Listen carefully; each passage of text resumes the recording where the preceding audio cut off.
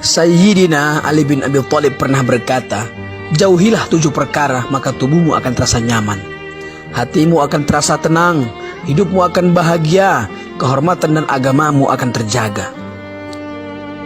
Pertama, jangan meratapi masa lalu, karena masa lalu bukan untuk diratapi tetapi direnungkan. Betapa ruginya seseorang menghabiskan hidupnya hanya untuk meratapi sesuatu yang telah berlalu.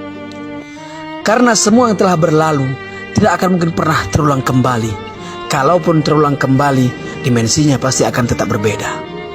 Masa lalu seharusnya dijadikan pelajaran untuk menjemput masa depan yang lebih menjanjikan untuk kehidupan dunia dan akhirat. Kedua, jangan memikirkan sesuatu yang belum tentu akan terjadi.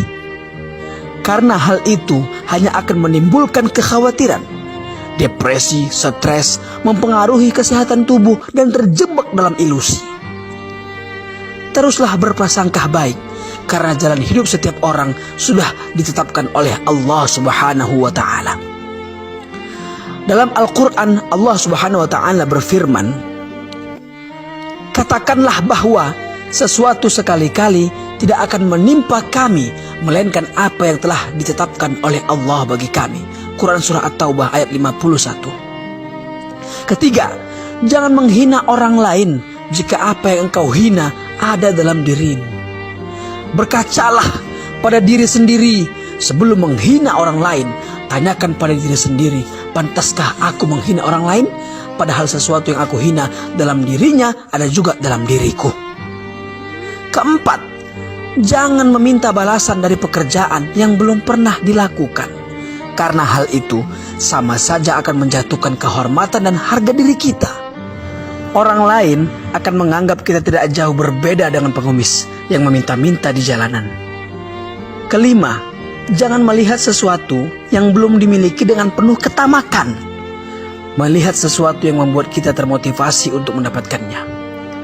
Memang tak ada larangan dalam agama, justru diperintahkan selama masih berada dalam koridor yang dibenarkan. Tetapi jika sudah diikuti dengan ketamakan, hal itu melanggar aturan. Karena ketamakan akan menjerumuskan seseorang dalam perbuatan yang berlebih-lebihan dan tidak terkontrol.